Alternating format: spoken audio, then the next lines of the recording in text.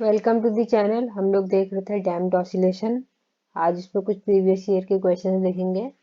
तो इससे पहले हल्का सा समरी कर दें जो हम लोगों ने देखा था कि हमने निकाला था एक्स टी बराबर e minus b t a one e की power beta square minus omega not square root में टी प्लस ए टू ई की पावर माइनस रूट में b square minus omega not square t. तो ये हमारे displacement का equation आया था जहाँ पे ओमेगा नॉट जो है वो नेचुरल एंगुलर फ्रिक्वेंसी है।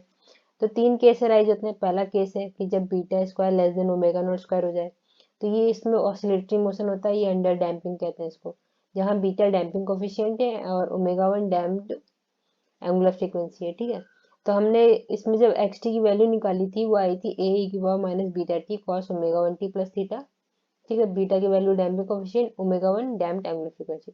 इसी चीज को हम लोग एक्स टी इक्वल टू ए की power minus beta T sine omega one T plus five लिख सकते हैं जहाँ पे क्या कहते हैं हमारा जो थीटा हो जाएगा, तो थीटा बराबर पाई बाई टू प्लस फाइव हो जाएगा। इसमें कोई शंका नहीं है।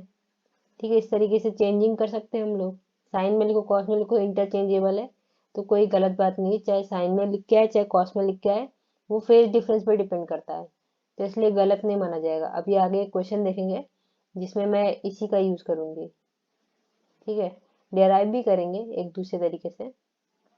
और दूसरी बात ये भी है कि मे भी आपको ओमेगा वन की जगह पे सिर्फ ओमेगा दे दे या ओमेगा डैश दे दे, पर लिख के दे देगा कि वो मेरा डैम्प्ड एंगुलर फ्रीक्वेंसी है। उसके बाद बीटा की जगह पे गामा आर या अल्फा कुछ भी लिख सकता है, गामा आर अल्फा जैसे उसको अच्छा लगे उस हिसाब से, क्वेश्चन के हिसाब से। और जब भी क्वेश्चन में सिर्फ डैम्प लिखा हो और कुछ ना लिखा हो तो अपने आप फर्स्ट केस को कंसिडर करेंगे। अगर नहीं लिखा हुआ है कुछ भी, अगर कुछ स्पेसिफाई किया है, तब हम लोग बात करेंगे क्रिटिकल एंड डैम्प की। ये क्रिटिकल की कंडीशन थी जब beta approximately omega naught square था, और ओवर डैम्पिंग की थी जब beta square greater than omega naught square था। इसमें कोई ऑसिलेशन नहीं होता है, ऑसिलेशन सिर्फ इसी में होता है। वो हमने इसकी इक्वेशन से ही समझ में आ रहा था। बट लेकिन ऑसिलेशन कैसा होता है, वो हमारा घटते हुए जाता है ना टाइम के साथ। तो ग्राफ तो हमने ऑलरेडी देखा हुआ था। ठीक है। अब इसी पे क्वेश्चन है, तो क्वेश्चन पे चलते हैं सीधे बिना समय व्यर्थ किए हुए। कह रहा है the instantaneous position x t of a small block performing one dimensional damped oscillation is x T equal to इतना। हमको इक्वेशन दे रखी है x T equal to A e की power minus gamma t cos omega t plus alpha. ठीक है। तो इसमें क्या है कि मतलब हमने यहाँ पे डिराइव जब मैंने किया था तो मैंने बीटा लिखवाया था, तो इसमें बस गामा है और कोई प्रॉब्लम की बात नहीं है। तो बस नोटेशन बदल गया है पर एक्सप्रेशन वही है, मतलब डिराइव उसी तरीके से हुआ होगा। फिर कहते हैं यहाँ पे ओमेगा हमारा एंगुलर फ्रीक्वेंसी, मतलब वही डैम्प्ड एंगुलर फ्रीक्वेंसी, और गामा मेरा डैम्पिंग कोफिशिएंट है। A is initial amplitude, A initial amplitude है तो A can not be zero, एक चीज कंफर्म है। उसके बाद अल्फा द इनिशियल फेज। तो हमको क्या कहते हैं ए और अल्फा की वैल्यू फाइंड आउट करनी है, और हमको कंडीशन दे रखी है x at T equal to zero zero है और d x by D t at T equal to zero v है।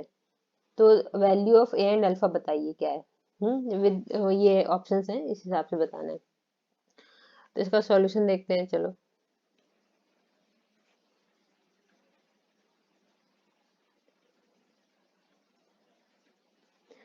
तो हम सीधे कंडीशन चलते हैं। हमको पता x at T equal to zero zero है कि नहीं। तो इसको पुट कर दिया जाए, इसको इक्वेशन वन दे देते हैं। Put in equation one. जैसे इक्वेशन वन में पुट करेंगे, this implies zero equal to A e की पावर जीरो कॉस अल्फा, है ना, क्योंकि ओमेगा टी जीरो हो जाएगा। तो this implies a cos alpha equal to zero. और देखो ए तो जीरो हो नहीं सकता, वो एम्पलीट्यूड है। तो दिस इम्प्लाइज, वो भी इनिशियल एम्पलीट्यूड, तो और भी जीरो नहीं हो सकता। तो यहाँ पे आएगा cos alpha equal to zero. तो ये कब पॉसिबल है, दिस इज ओनली पॉसिबल जब अल्फा हमारा ऑड इंटीग्रल मल्टीपल हो जाए पाई बाई टू का। तो this equal to two n plus one pi by two. कब, जब एन की वैल्यू जीरो से शुरू है, zero one two n three. वहीं अगर क्वेश्चन में चेंज भी कर सकता था, अगर वन से शुरू कर देता तो यहाँ पे तुमको टू एन माइनस वन लेना पड़ता। ठीक है। तब ये वाली लेते। ये कब कंडीशन होती है, जब n equal to one two three से शुरू है। तो एक चीज तो हमको पता चल गया अल्फा की वैल्यू, यहाँ से बी ऑप्शन तो सीधे कट हो गया। अब चलिए फाइंड आउट करते हैं ए की वैल्यू। तो ए की वैल्यू के लिए हमको पता चलेगा जो सेकंड इक्वेशन हमको दे रखी है, किससे, d x by D t at T equal to zero. पहले चलो d x by D t को निकाला जाए। ठीक है। इसी को इसको डिफरेंशिएट करते हैं D x by D T. तो यहाँ से dx बाई dt पहले फाइंड आउट करें, तो dx बाई dt आएगा, ये तो बाहर कांस्टेंट रहेगा, e की power minus gamma t, cos का करेंगे तो आएगा sign omega t plus alpha omega, और साथ में माइनस आएगा क्योंकि कॉस का करते हैं तो साइन माइनस साइन आता है। तो इसके बाद प्लस यहाँ पे हम लोगों का आएगा cos omega t plus alpha, उसके बाद e की पावर माइनस गामा टी ऐसे रखेंगे और गामा ब्रैकेट में लिख देंगे इस तरीके से। इतना हो गया। अब क्या करते हैं हम लोग, अच्छे से इसको लिख देते हैं, तो ए e की पावर माइनस गामा टी, तो इधर पे बनने वाला है minus omega sine omega t plus alpha, इधर बनेगा minus gamma cos omega t plus alpha. अब हमको एक काम करना है कि हमको dx by D t at T equal to 0 given है v, ठीक है। तो dx बाई डी टी तो ये बराबर हो जाएगा, हर जगह t की जगह पर 0 दे दो, तो a e की पावर 0 मतलब 1, यहाँ बचेगा माइनस ओमेगा साइन अल्फा, और यहाँ बचेगा माइनस गामा कॉस अल्फा। देखो कॉस अल्फा तो 0 है ही, क्योंकि हमको अल्फा की वैल्यू पता है 2n प्लस 1 पाई बाई 2, हर हाल में 0 रहेगा। और वहीं जब साइन में इसको रखेंगे तो साइन अल्फा हमको प्लस माइनस 1 देगा, उस हिसाब से जो कंडीशन है। पर लेकिन ऑप्शन में देखो कहीं नेगेटिव है नहीं, तो मतलब यहाँ पे उसके मैग्नीट्यूड की बात हो रही है, क्योंकि मतलब इस तरीके से भी तो हो सकता है ना इनिशियल एम्पलीट्यूड, या फिर क्या पता इस तरीके से ऐसे हो इनिशियल एम्पलीट्यूड। तो अगर माइनस होगा तो नेगेटिव साइन हो जाएगा, और प्लस होगा तो पॉजिटिव साइन हो जाएगा। तो हमको यहाँ पे सिर्फ और सिर्फ प्लस दिख रहा है, तो हम लोग ओनली प्लस को ले लेंगे। मतलब यहाँ पे तो आएगा v equal to a minus a omega sine alpha, ठीक है। और अल्फा की वैल्यू हम लोग यहाँ पे प्लस मान के चलेंगे, तो मतलब v equal to a omega ले लेंगे। तो दिस इम्प्लाइज यहाँ से a की वैल्यू आएगी v बाई ओमेगा, ठीक है। तो a की वैल्यू v बाई ओमेगा आ गई, तो कौन सा ऑप्शन सेटिस्फाई हो रहा है, ऑप्शन सी, है ना। तो इसका आंसर हो गया ऑप्शन सी, ठीक है। अब चलिए अगला क्वेश्चन देखते हैं।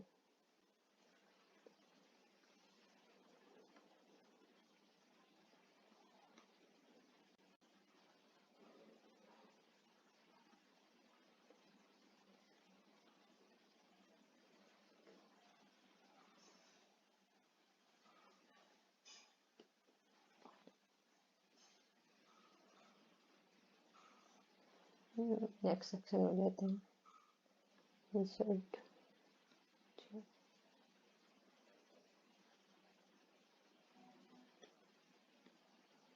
देखो ये क्वेश्चन है, कह रहा है कि इसमें क्वेश्चन में among the following displacement versus time plot which one may represent an overdamped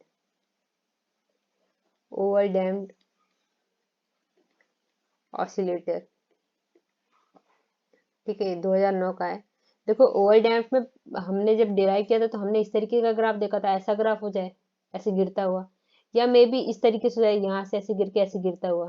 क्योंकि देखो जब मैंने बात की थी तो मैंने कॉस की बात की थी, तो मैंने ऐसे गिराते हुए चले थे हम लोग, है ना। फिर क्रिटिकल के लिए इस तरीके से, और इसके लिए थोड़ा इस तरीके से ऐसे चलते हुए।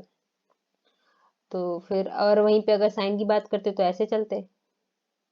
तो इसमें दो पॉसिबिलिटी है, या तो इस तरीके का हो जाए या तो इस तरीके का हो जाए। तो इसमें ऑप्शन पी एंड एस ही सही सटीक बन रहे हैं। ये तो पहले ही डिस्कस कर लिया था ना, इस तरीके इसका ग्राफ जाएगा, हमने देखा था। बट लेकिन उसमें और इसमें थोड़ा सा अंतर रहता है कि एक में जल्दी से गिरता है और एक में लेट टाइम लेता है, बस।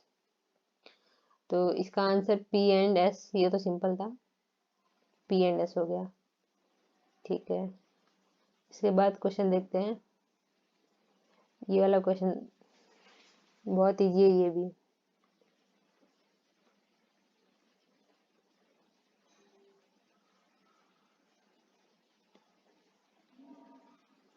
तो कोई क्वेश्चन है, कह रहा है कि अ मास m on a horizontal frictionless surface is connected to one end of a spring. The other end of the spring is connected to wall as shown in the figure.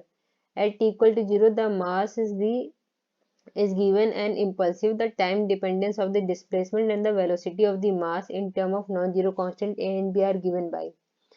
तो इसके लिए देखो ऑप्शन भी इसके मैं इंसर्ट कर देती हूँ, ठीक है। तो insert picture,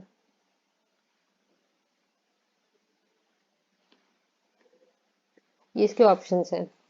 x T equal to a sine omega t, v t equal to b cos omega t, x T equal to, अब देखो इनमें से अगर ये ना हिट एंड ट्रायल मेथड की तरह है। जैसे मान लो अगर मेरा एक्स टी जैसे सपोज करो ए साइन ओमेगा टी है, तो फिर जाहिर सी बात है वेलोसिटी होगा D x by D T, यही हो सकता है। तो इसको डिफ्रेंशिएट कर दो तो आएगा ए कॉस ओमेगा टी ओमेगा। तो ए ओमेगा कुछ कांस्टेंट नया बनेगा तो यहाँ पे बी कॉस ओमेगा टी लिख सकते हैं, ठीक है। इस तरीके से अगर एक्स टी ये है तो वी टी ये आएगा है, ठीक है। और अगर एक्स टी मेरा ए कॉस है, जैसे सपोज करो अगर x T equal to a cos omega T है, तो वी टी क्या बनेगा, एक बार डिफ्रेंशिएट करेंगे तो बन जाएगा माइनस बी, कॉस का करेंगे तो साइन ओमेगा टी। यहाँ बी की वैल्यू जो है वो ए ओमेगा है कि नहीं, तो इस हिसाब से ऑप्शन ए ही जो है वो सटीक बैठ रहा है। जब ए की वैल्यू साइन ओमेगा टी है तभी बी की वैल्यू कॉस ओमेगा टी आ रही है, ठीक है, सही है। बट लेकिन जब ए की value A cos omega T है तो वी टी की value minus B sine omega T आ रही है, तो ऐसा कोई इसमें ऑप्शन तो है नहीं, तो ऑप्शन ए ही इसमें करेक्ट है। ओके, अब उसके बाद चलते हैं आखिरी वाला क्वेश्चन। ये काफी अच्छा क्वेश्चन है, इसमें थोड़ा दिमाग लगाना पड़ेगा।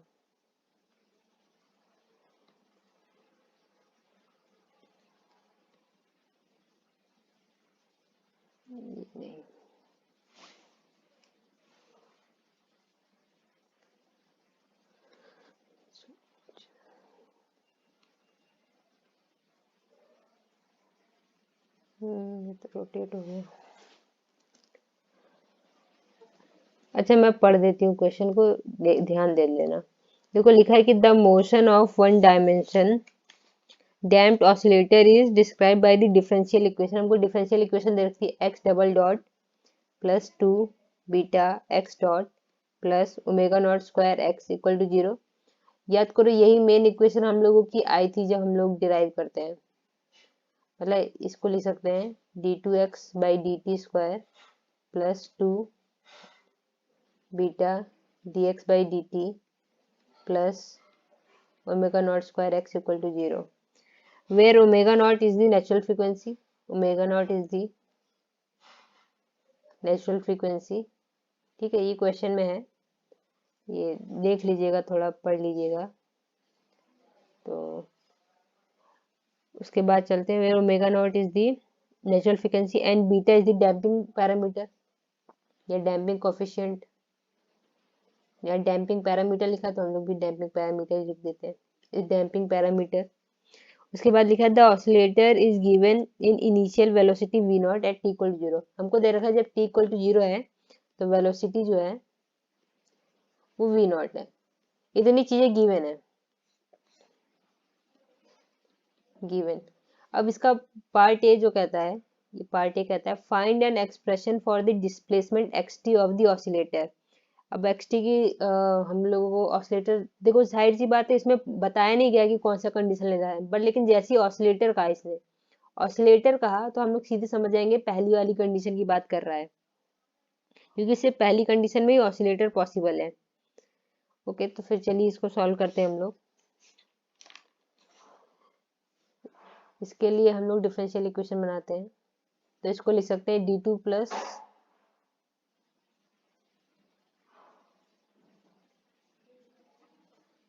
सॉल्यूशन, इसको लिख सकते हैं d two plus two beta d plus omega not square x equal to 0, ठीक है। इससे पहले मैंने एक दूसरे तरीके से दिखाया था जिसमें हम लोगों ने सॉल्व किया था तो कॉस आया था, यहाँ पे सॉल्व करेंगे तो साइन से आएगा। गलत किसी में भी नहीं है, बस वो फेस पे डिपेंड करेगा। तो यहाँ से डी की वैल्यू क्या आ जाएगी, minus two beta plus minus under root 4 beta square minus 4 omega square, मतलब ओमेगा नॉट जो भी है omega not square divided by 2, ठीक है। यहाँ से डी की वैल्यू निकाल सकते हैं। This implies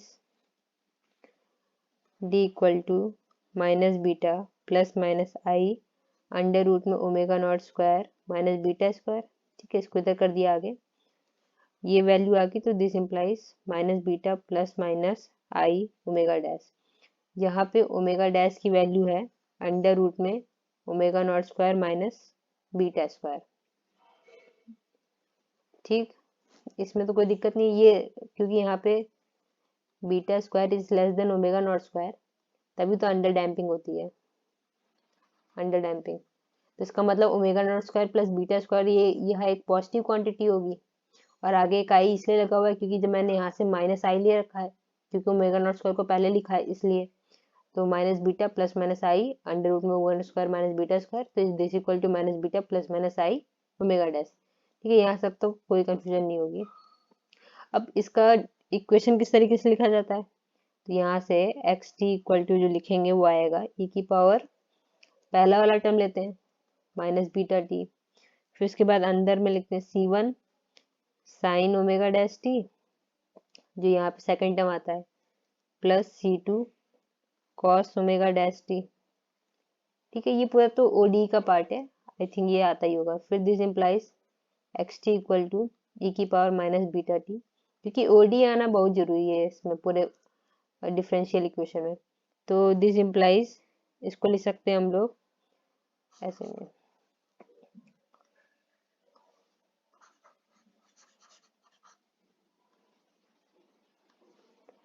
this implies X T equal to A naught E की power minus beta T sine omega dash T plus delta. इस तरीके से इसको लिखा जा सकता है।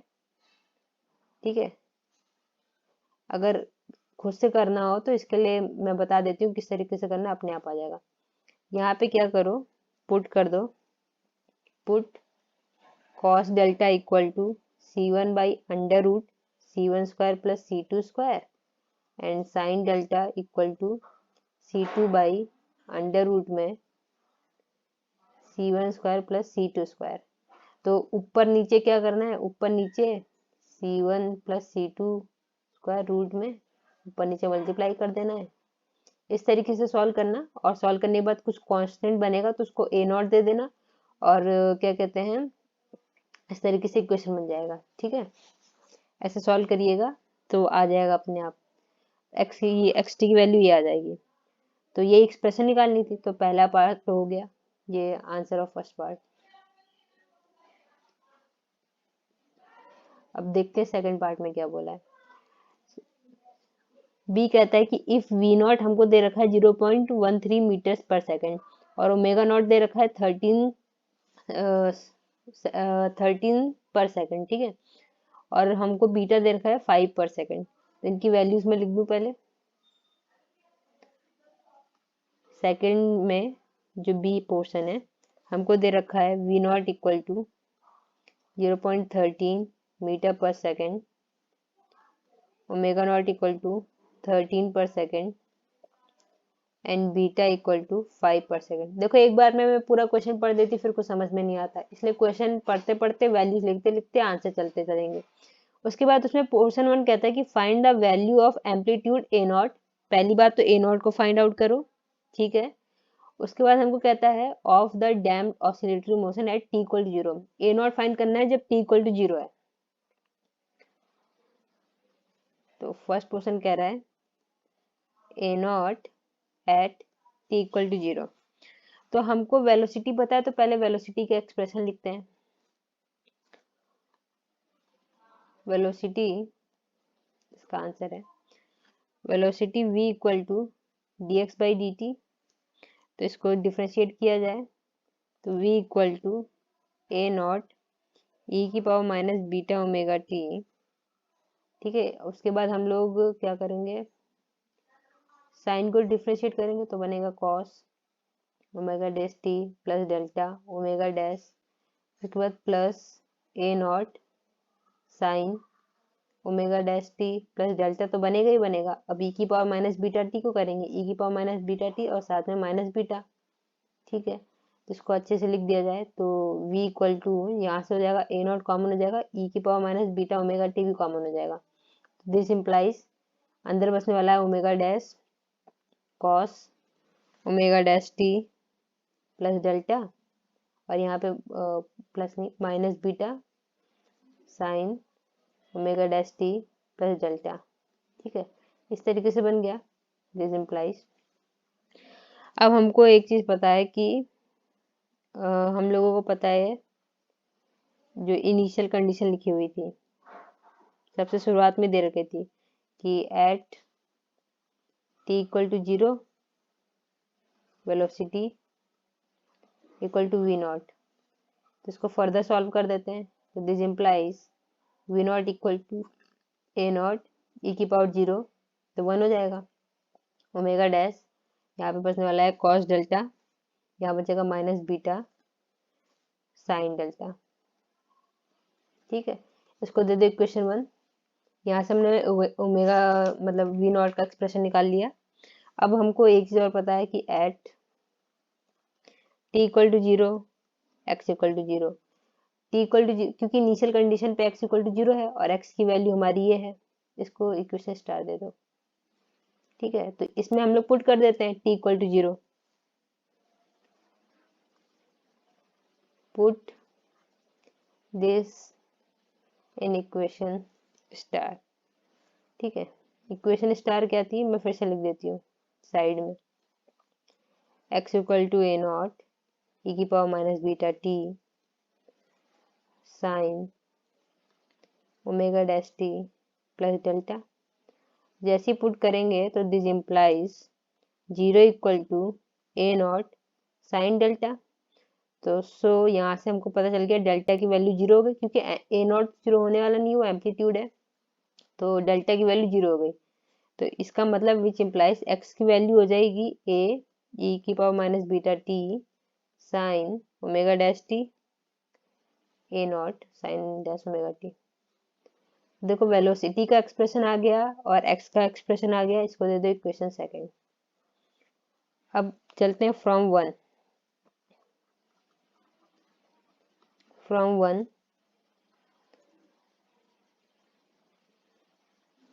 और ओमेगा टी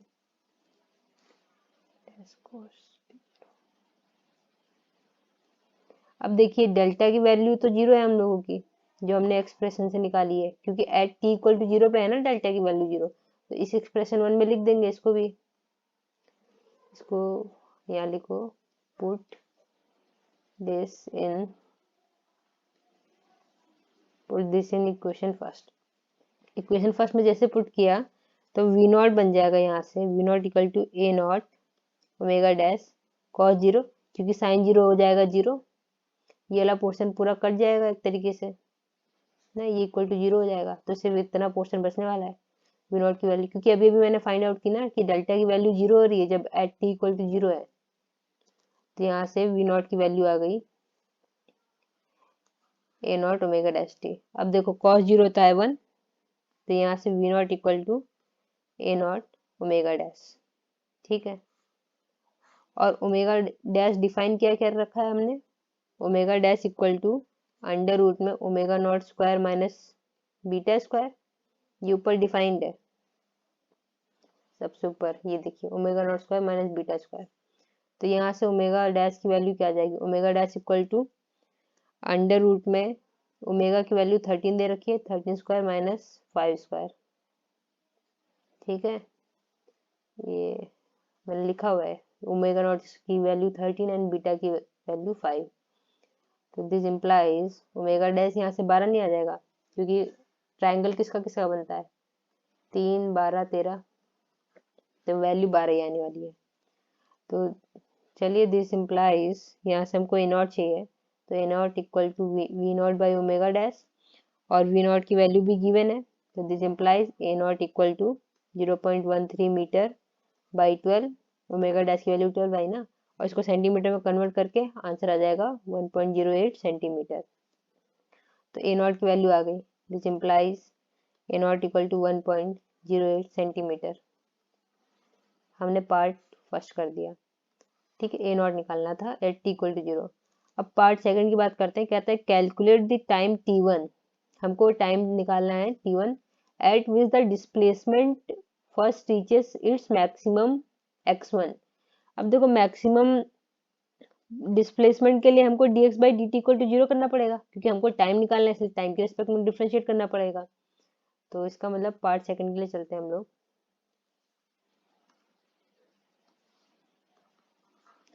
देखो at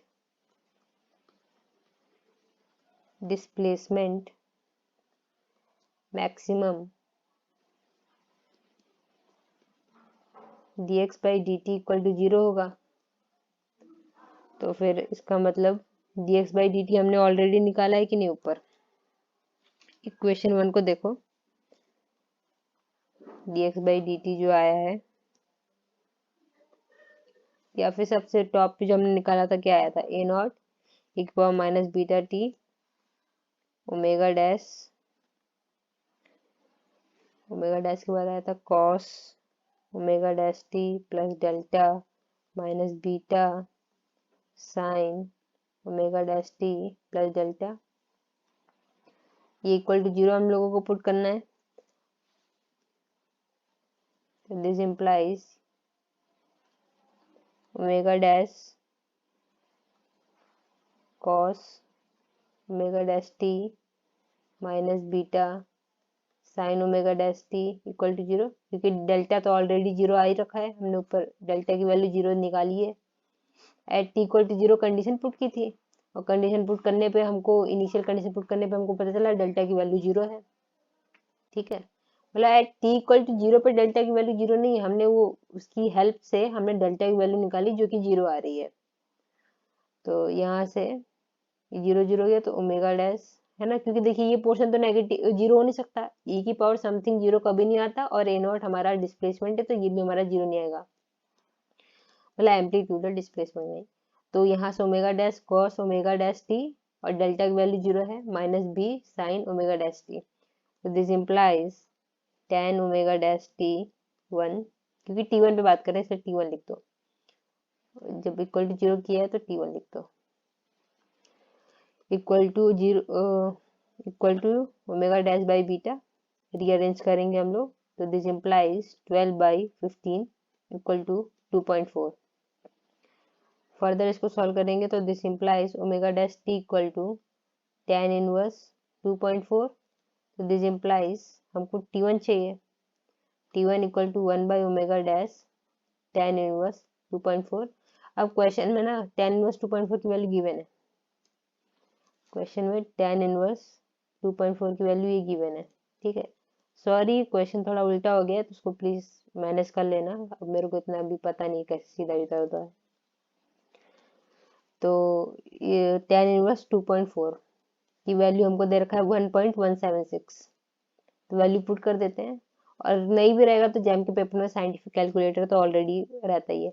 this implies t1 equal to 1.176 tan inverse 2.4 की वैल्यू, और ओमेगा डैश की वैल्यू हमारी 12 आई है, तो ये इक्वल टू हो जाएगा 0.098 सेकेंड। ठीक है, this implies t1 equal to 0.098 second.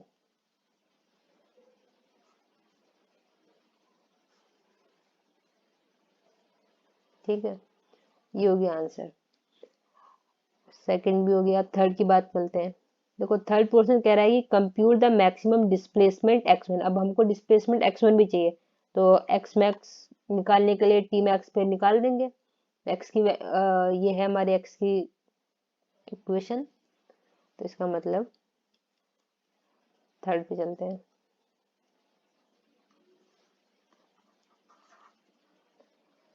x equal to हमने वैल्यू क्या निकाल रखी है, x equal to a e की power minus beta t sine omega dash t, सारी वैल्यूज को पुटअप करो। This implies x max equal to A naught, a naught की वैल्यू हमने निकाली थी 1.08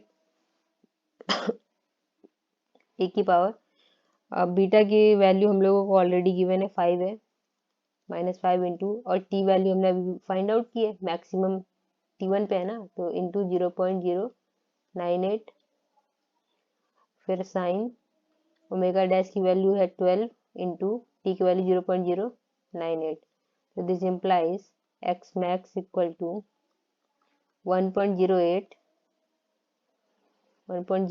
ई की पावर आएगी -0.49 और यहाँ पे साइन 1.176। देखो क्वेश्चन में हमको ई की पावर -0.49 भी गिवन है और साइन 1.17 भी गिवन है, तो ये हो जाएगा 1.08 इंटू इसकी वैल्यू गिवन है 0.613 इंटू साइन 1.176 की वैल्यू गिवन है 0.923। फर्दर सॉल्विंग करेंगे तो ये आएगा 0.611 सेंटीमीटर। ठीक है, ये वैल्यूज गिवन है क्वेश्चन में, साइन 1.15 की वैल्यू और ये ई की पावर -0.49 की वैल्यू। ठीक, तो आई थिंक समझ में आ रहा होगा किस तरीके से करना है। तो देखो एक क्वेश्चन और आता है, अगर इसी में हम लोग जोड़ना चाहें, देखने तो क्वेश्चन मिल जाए तो फिर ठीक है।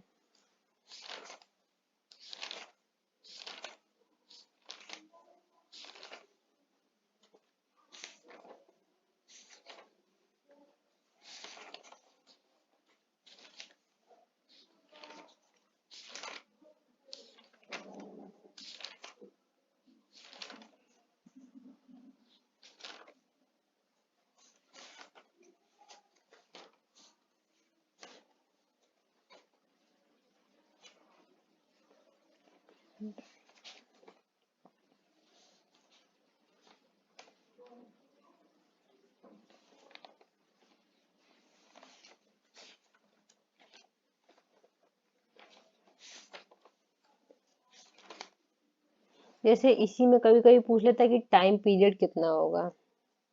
अगर एक और क्वेश्चन बना सकता है कि व्हाट इज टाइम पीरियड,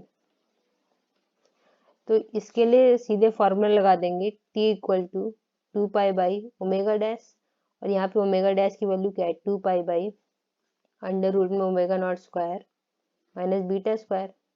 ठीक है, और वैल्यूज हमको ओमेगा नॉट की भी पता है, बीटा की पता है, 2π लगा के आंसर में निकाल सकते हैं, तो टी फाइंड आउट कर सकते हैं। ठीक है, और एक और क्वेश्चन था वो मुझे मिल नहीं रहा, तो आज के लिए बस इतना ही। Thank you. और ये क्वेश्चन थोड़ा समझ लीजिएगा, वैसे मैंने कोशिश की बताने की। Thank you for watching.